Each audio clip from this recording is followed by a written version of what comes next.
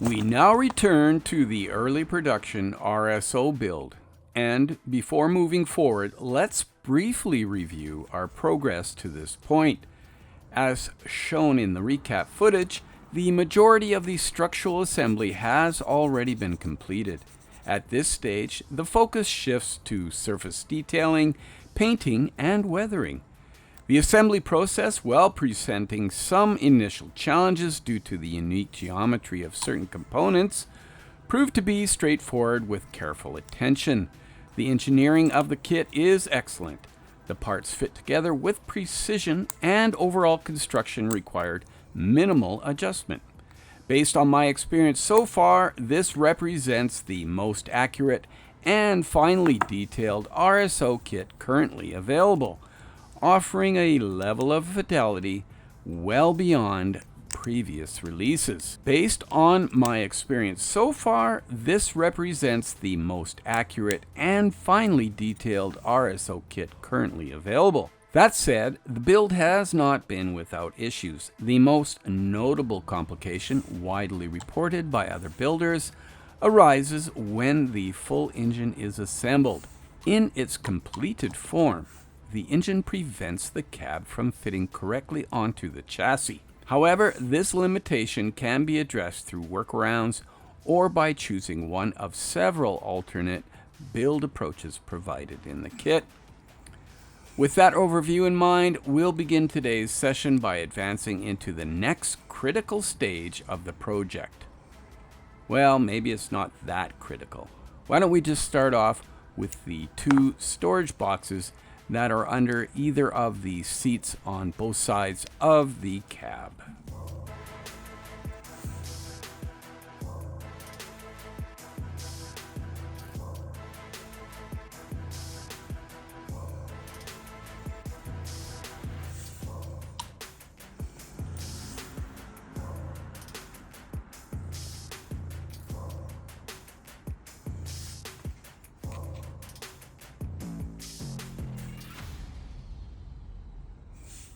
The next stage involves the installation of the fuel fill tube, complete with its cap. As is common with most injection molded kits, minor cleanup is required along the seam lines where the two halves of the mold meet, and this MiniArt kit is no exception. In areas where seams are difficult to fully remove, particularly where surrounding detail makes access challenging, I often rely on Tamiya liquid cement. By carefully applying it along the seam, the cement melts the thin ridge of plastic, blending it smoothly into the surface for a cleaner finish.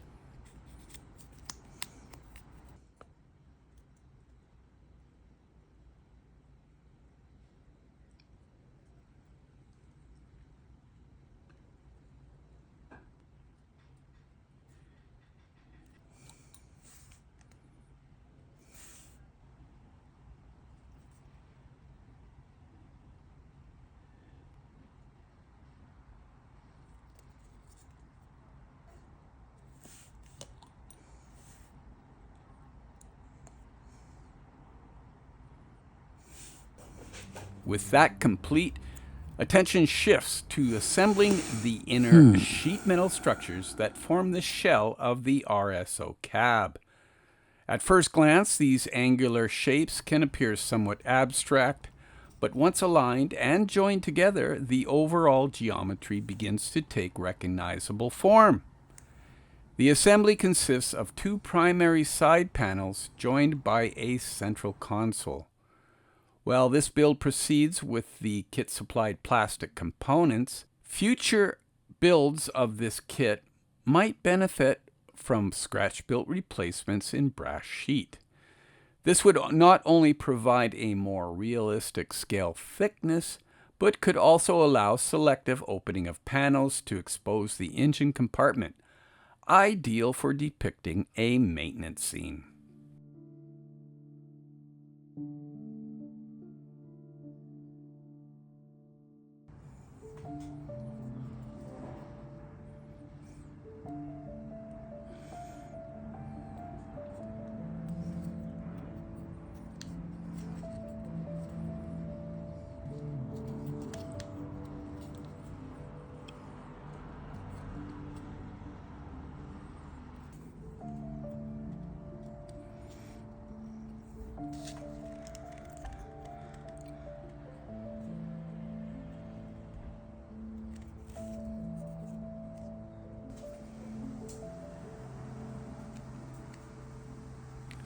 Once the two side panels and central console are prepared, they are carefully attached to the rear bulkhead of the cab.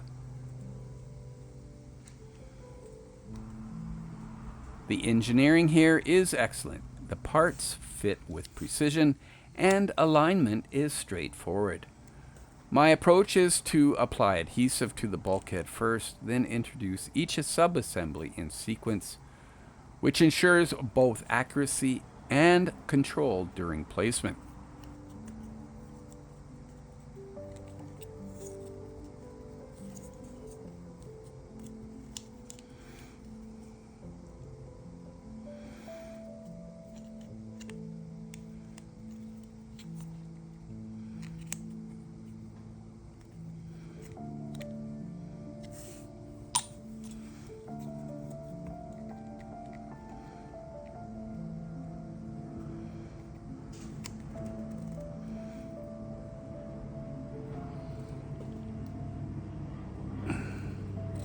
Once set, the angular forms resolve into a cohesive structure, and the design intent becomes clear.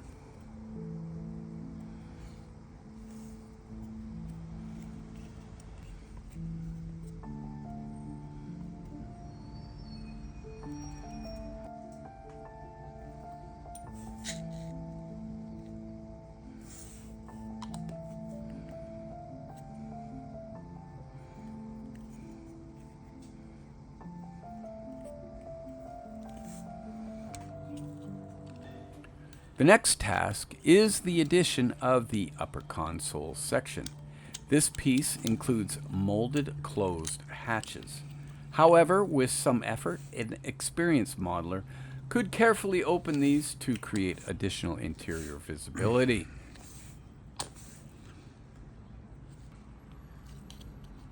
Constructing simple scratch-built interior details to support this modification would not be overly difficult, providing an opportunity for further customization and realism.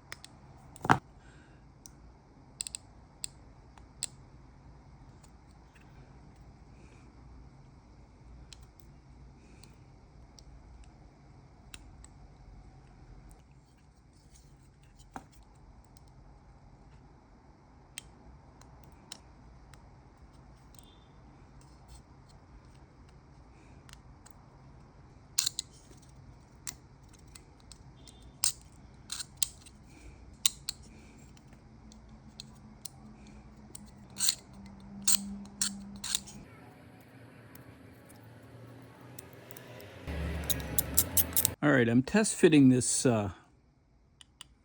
cab onto the chassis, and yeah, this thing here, put it in after you've glued this on, because look at, I've got it in way too far, so that's not good.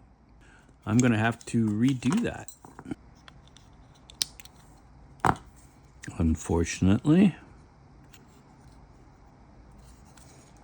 That's okay. So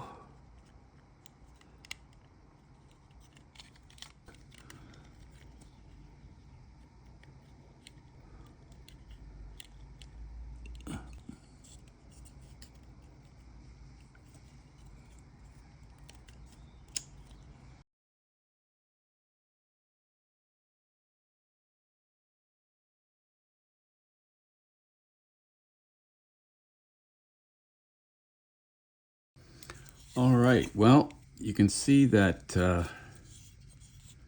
I've had to cut that off. There was a little bit of a screw up here too. I didn't have this flush against this piece, so I've had to tear it out, re-glue it, and then I'm going to have to clamp it so that it lines up here properly. But according to the instructions, I need to remove some of these excess things that they put on there. And so I'm just going to sand that flat, and it's going to look great.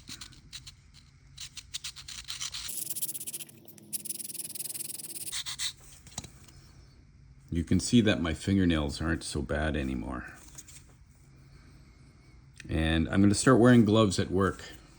So I'm going to change this bit out of my trusty Fordham. And I'm going to put in this really, really fine. It's really fine digging out bit. Now the place I get my bits from is, one of the places is a jewelry store here in Vancouver. All right, so let's dig this stuff out.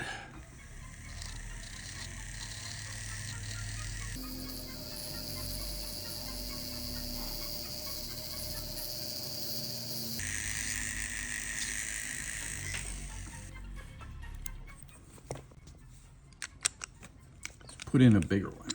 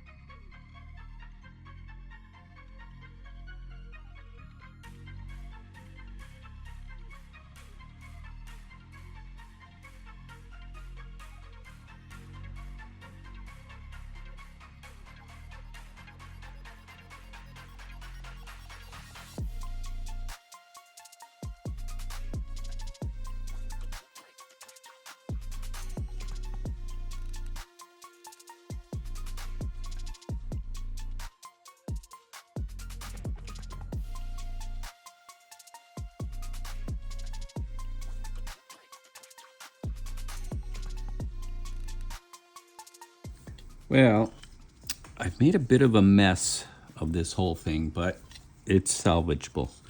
Now what I'm going to try and do, if you can see here, inside there are these little sort of like, so if you look here, there's these flanges that are molded in that are meant to hold this. Now this thing, I didn't think it had much of a difference, but this one side to me looks like it's a little bit longer. So that was to the inside. And what I'm doing, instead of gluing it in the way they tell you to here, where I got into problems because it went too far down and then it didn't line up with these, what I'm going to do is I'm going to glue this in place on these flanges. And then that way, they're automatically lined up. And you can see here, once I line the chassis up with it, it just goes right in like that. And everything is properly lined up. So there you go. There's a little tip for you. Don't glue that in step 3. Put it in when you have these sidewalls together. Next up, I'm going to mix up a little 2-part Tamiya Bondo-like filler to take care of some seams here. Once it sets up, I'll sand it back smooth. Now, I'll be honest. I'm not completely sure if filling this spot is the correct approach. On the RSO with the Pack 40, I noticed the same little gap up front in front of this toolbox. So maybe it's actually supposed to be there. But on this build, I've decided to carry that plate right up against the front crossbeam. Once the filler hardens, I'll hit it with a sanding stick and clean it all up.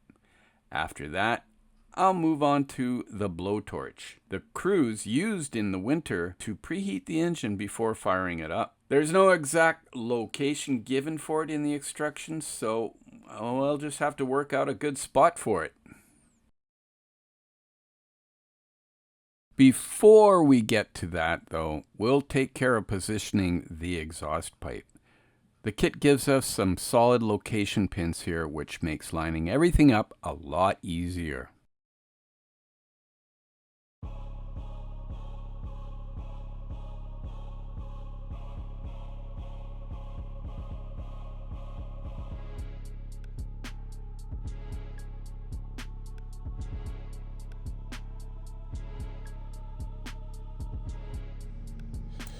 So they don't really have a place where it's exact. So I'm just going to put it there. Then I'm going to glue on these two pieces, the 14s.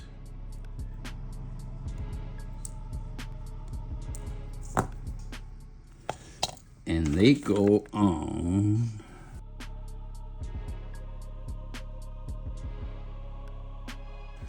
They go on sideways. Like that. They go on sideways like that.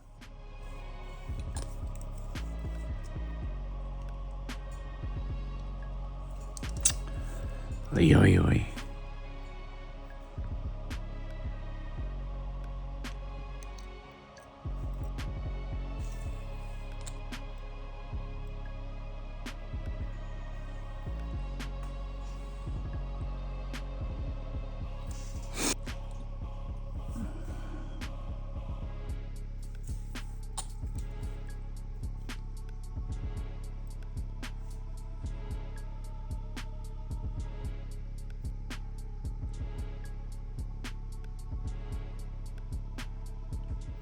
All right, now I'm going to check the placement of that because maybe it doesn't work. Yeah, no, it looks like it's good.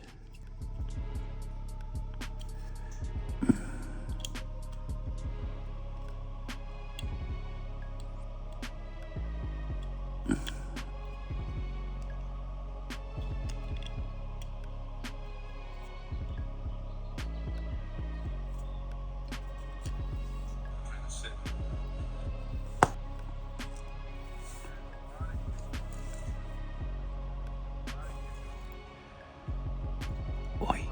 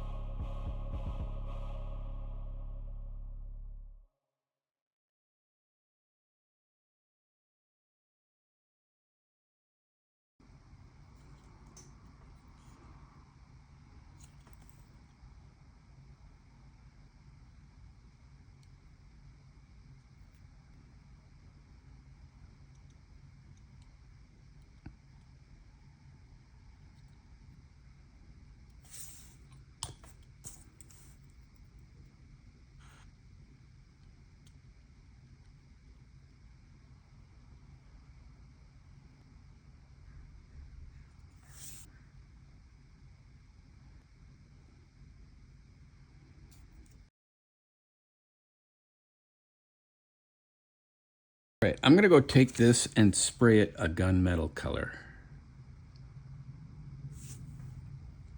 All right, so I'm gonna start gluing these parts on. And hopefully I get it right. Let's see, where does that go? Like that.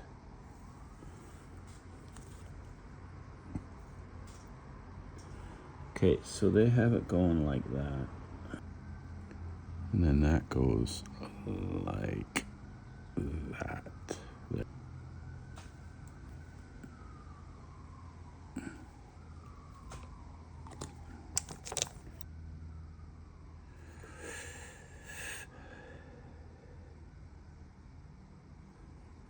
So there's this little line here. You don't need to get rid of that because apparently that's on the real one. So you put 3 on one side and 4 on the other.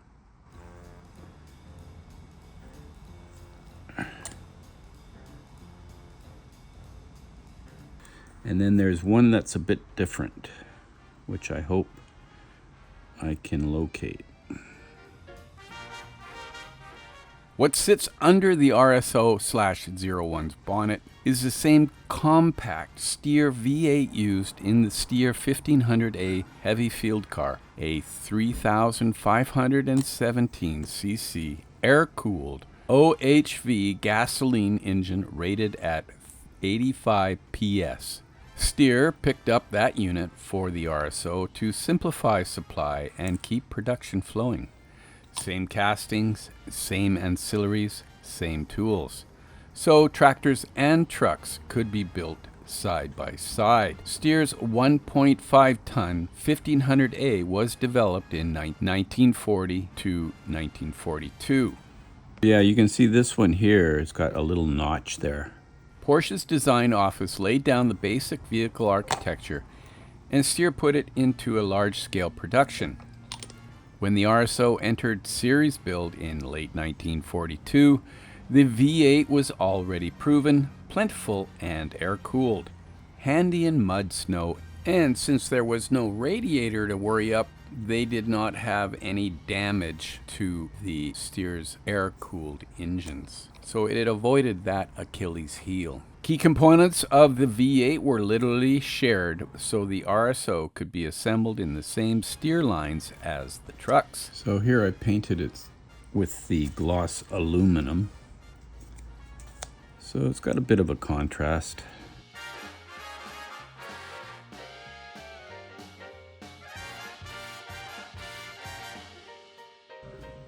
So what we have here is some tape that I'm covering the aluminum with. And then what I'm going to do is I'm going to spray this with the gunmetal, and then I'm going to paint this sort of like a dark gray, these valve covers or whatever the heck they are.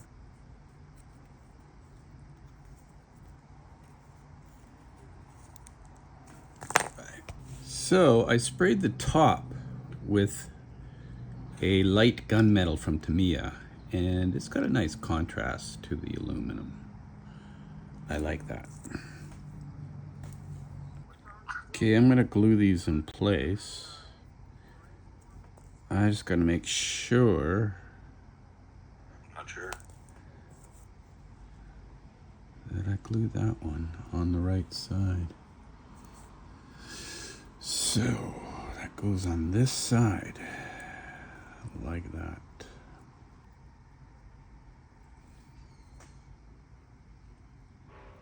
The hard numbers, what modelers love.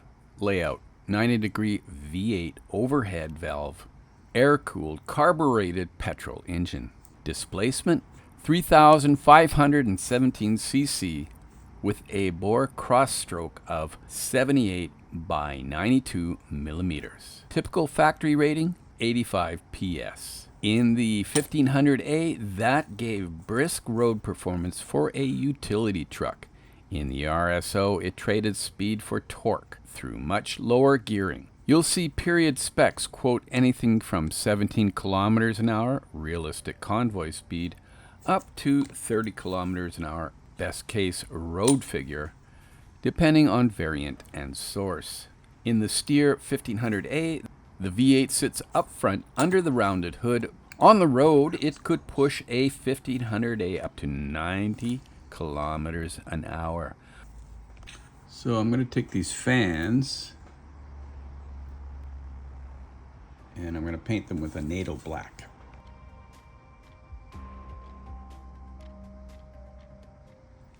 So those are all painted. In the RSO/01 and 02, the same V8 drops into the tractor's short nose ahead of the cab. Because the RSO crawls, the engine spends its life at load in low gears. The benefit is parts commonality. The trade-off is heat and noise in a compact bay. hence the period anecdotes about preheating aids in deep winter and the RSO's constant fan roar.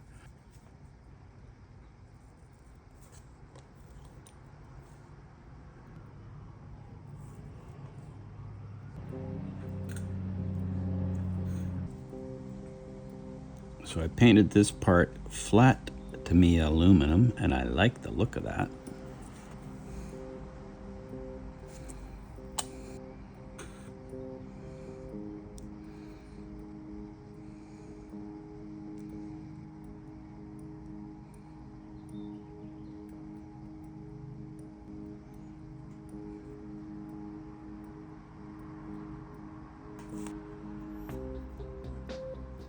You might have to open up this placement hole a little bit, bit tight.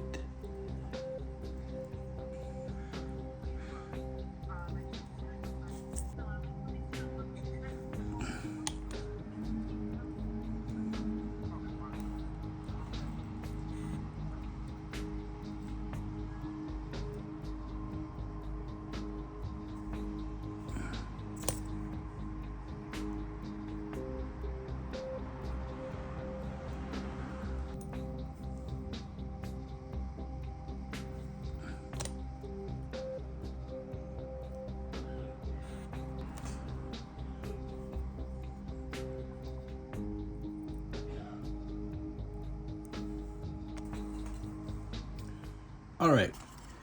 Yeah, so maybe it is the manufacturer and their design. There's some issues.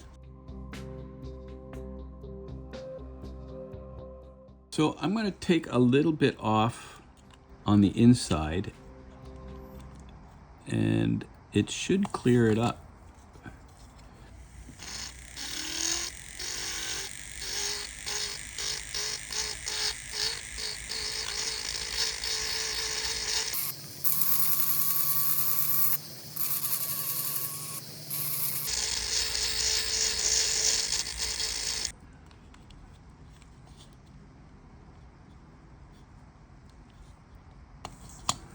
Right on that corner is where the issue is.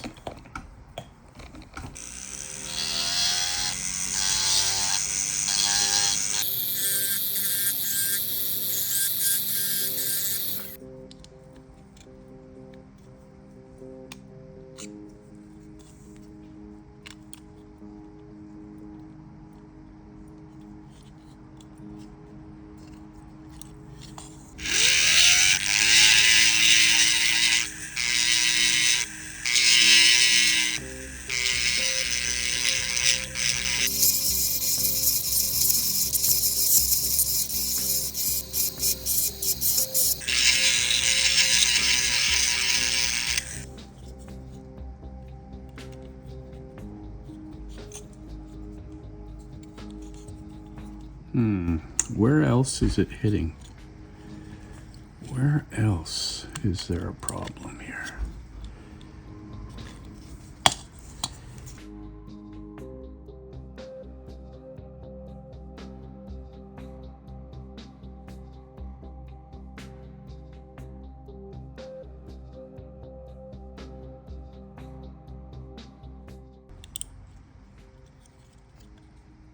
Now, why is it not going down? Where is it stuck? Maybe on these things? Maybe I have to take some off of there too, eh?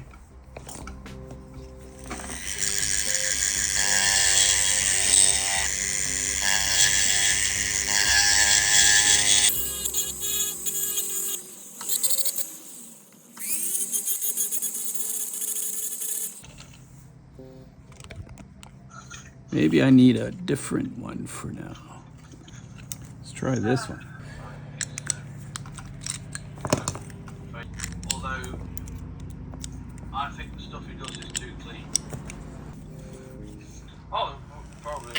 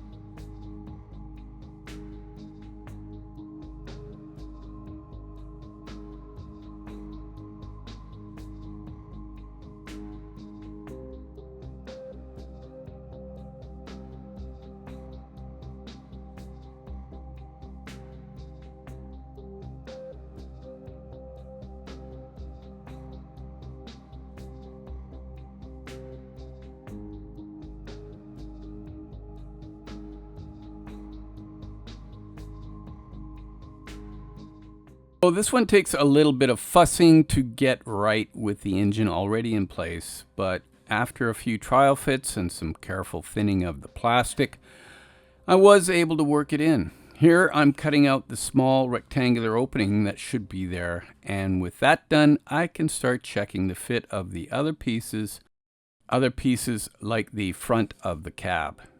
For now, I'm keeping most of these parts separate, so I'll still be able to have good access when it comes time for painting and weathering the interior.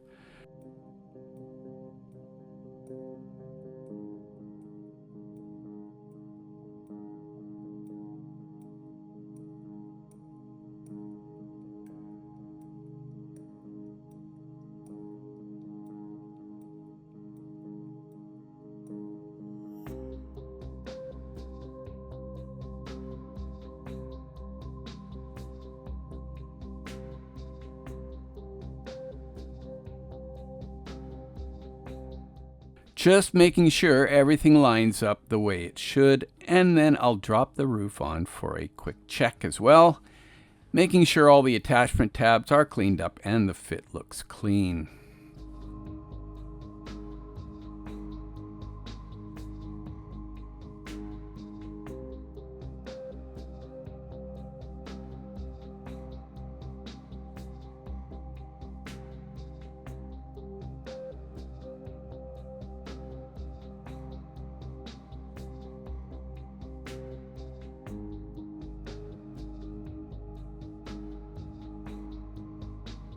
So I put that top filter on and I was able to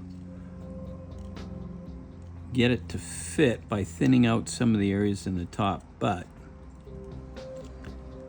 as it will never be seen, do you really need to worry about it? You can see here I had to dig that out pretty good.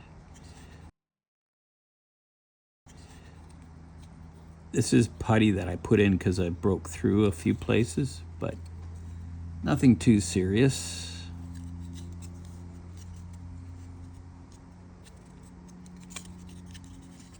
So it looks like it's still a little bit tight right up front there. So you can fit this into here, but you have to carve out quite a bit of it. And you have to carve it out almost where it's so thin you can see through the plastic. So, or you don't need to actually have much above the, you don't need to put the fans on or this thing because they'll never be seen either. This is a good, like if you were to do a diorama, let's say, and you have an engine that you're replacing on another one, this would be good, like on a stand or something.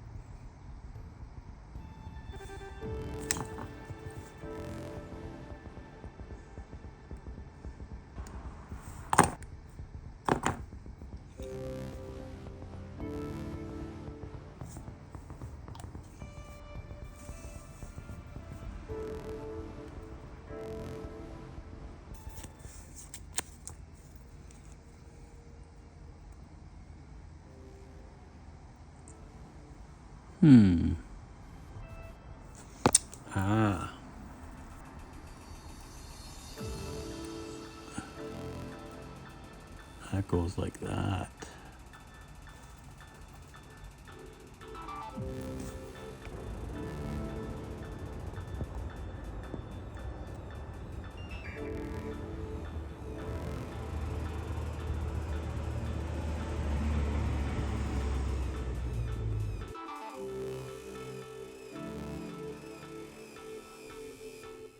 All right, time to move this over to the paint booth. For the base coat, I'm going with Tamiya Panzer Gray XF63.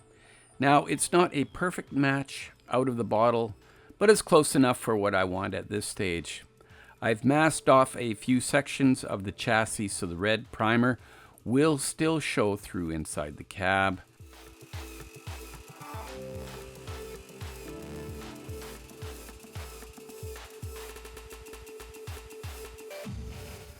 With everything prepped, I laid down the Panzer Gray, and while it does look a touch lighter than I expected, that's fine. I can always deepen the tone later with washes or weathering.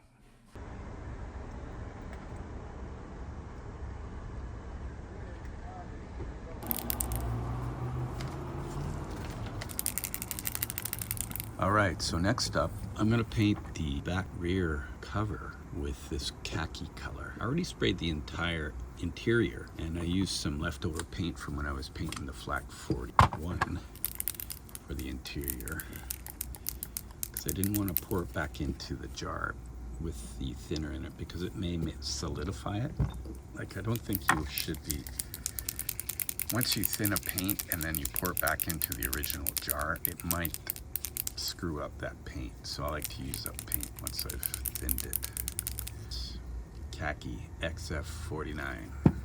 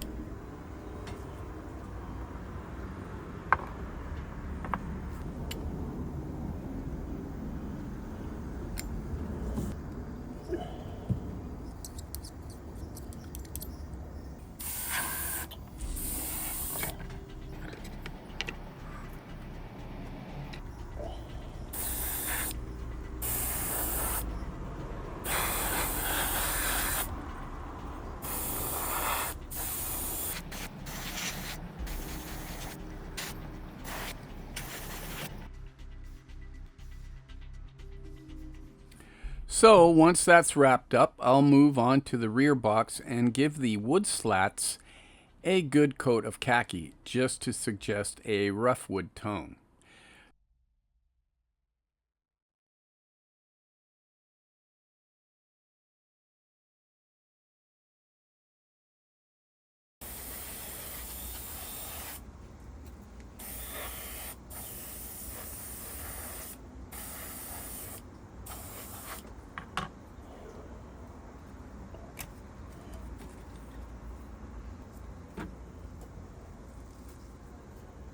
There's also that little rolled up canvas cover, and I'll hit that with the same khaki. For this, I'm thinning Tamiya paint with Mr. Leveling Thinner, which I find works really well.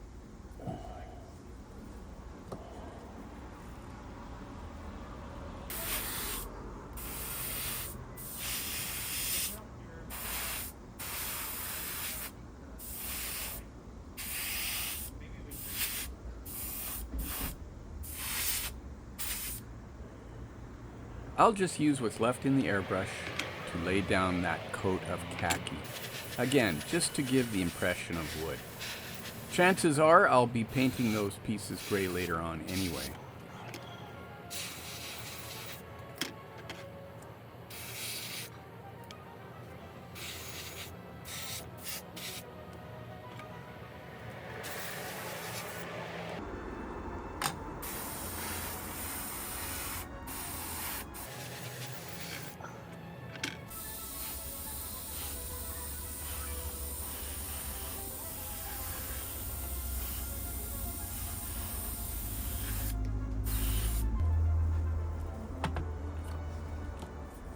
Oh, and one thing I missed earlier, when I was first spraying the German Grey, I forgot the suspension parts. There are 4 of those, so I'll take care of them now too.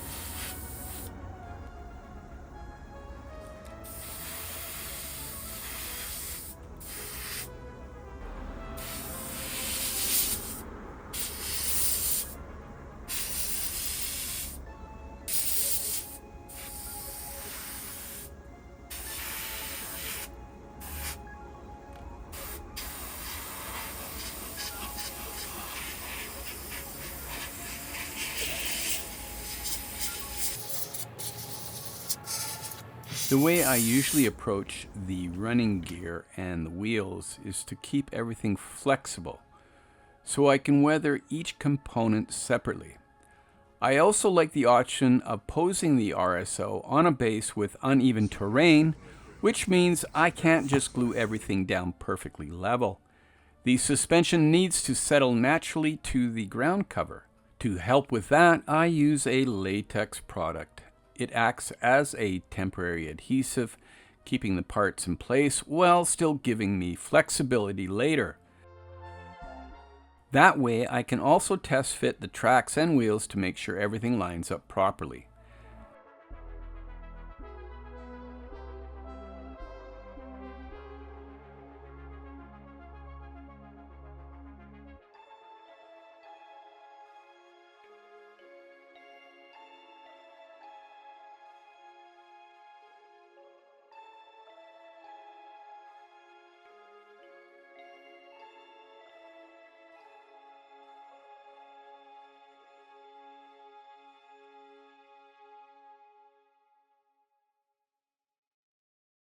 Next, I'll move on to painting the blowtorch. I've decided to go with a green finish, and for this kind of detail work, I prefer AK and Vallejo acrylics for brush painting.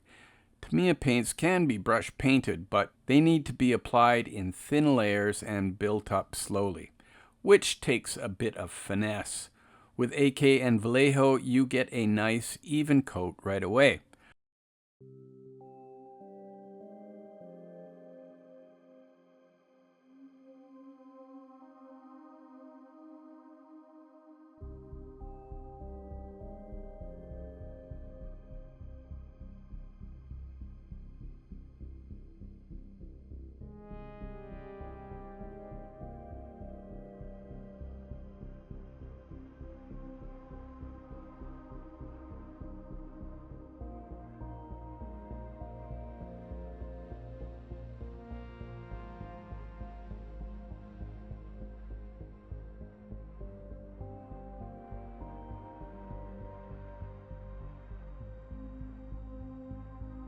Once the green is down, I'll come back with silver to pick out the metallic strapping.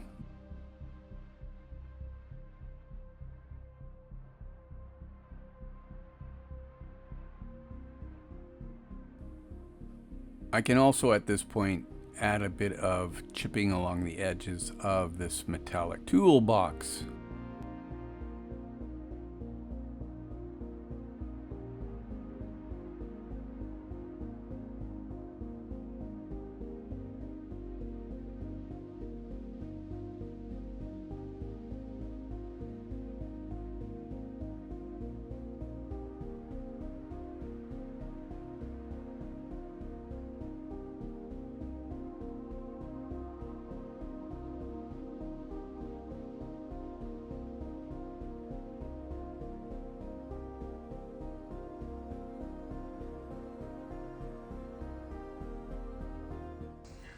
Alright, so that's pretty much painted.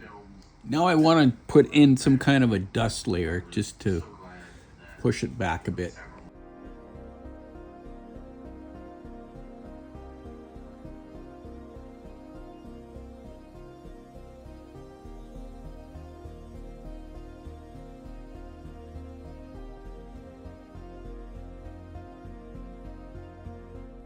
Now it's time to pull out the sponge. Using a chocolate brown, I'm laying down the first tones of older rust. Rust develops in stages, and the darkest brownish shade represents the oldest layers. That's what I'm applying here. I'm focusing on the rims of the wheels where they would rub against the tracks, and I'm doing the same with the sprocket wheel.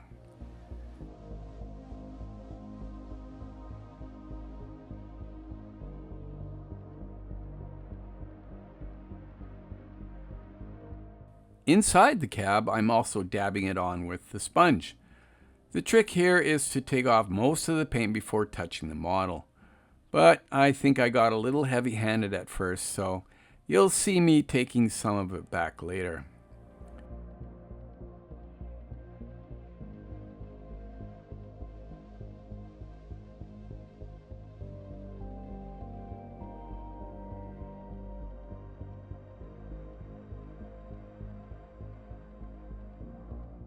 A bit of water lets me pull back the excess.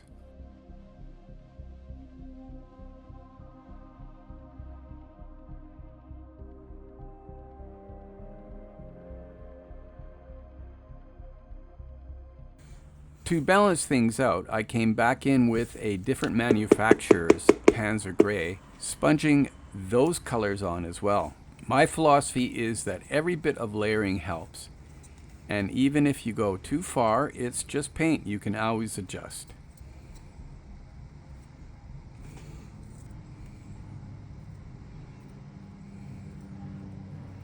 For variation, I mixed up some darker gray tones which break up the surface and keep it from looking too flat. Good weathering really comes down to layering. If you think about real vehicles, they carry a history of wear and grime. Nothing stays fresh from the car wash for long. And that's what we're trying to capture here. This RSO is going to be aged heavily, given the muddy conditions of the Russian front, so it needs to look beaten up. One day, I'd love to do a completely derelict version of this kit, something you might imagine a collector dragging out of the field for restoration. There are so many ways to create chips and wear. Sponge work, hairspray, salt, hand-painted scratches, and even using a liquid mask applied with a sponge and then peeled away after the top coat.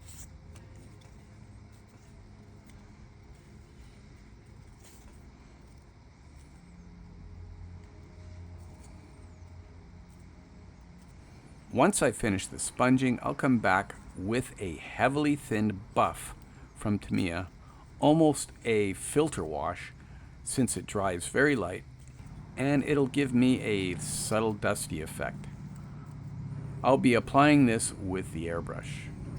To finish this stage, I also add a touch of metallics, just slightly brushing on some gunmetal along the edges where the steel might be exposed from scratches or wear. It's easy to overdo, but since this build is meant to represent a very used vehicle, a bit of extra wear works in its favor.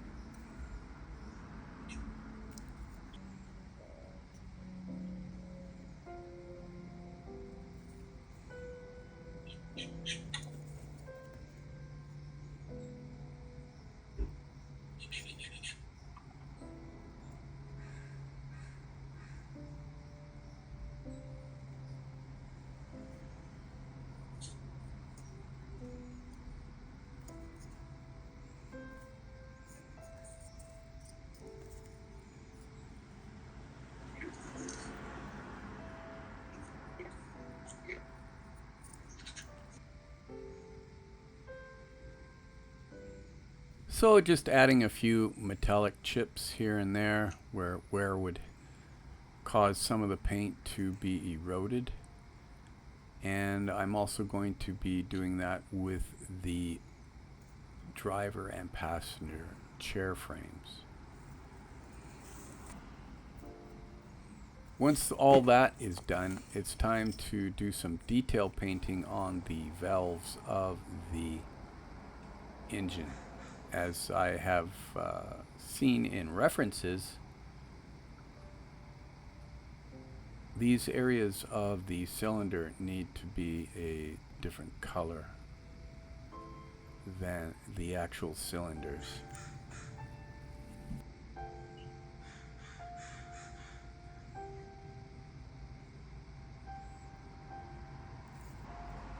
Alright guys, we're going to wrap this video up on this part of the build of the RSO early. And all apologies for not having so many videos these days, but working on a TV series 50 hours a week doesn't give me much time for modeling, but at least we got this one. Anyways, in the meantime and in between time, that's another edition of Jet Scale Models. Y'all come back now, you hear?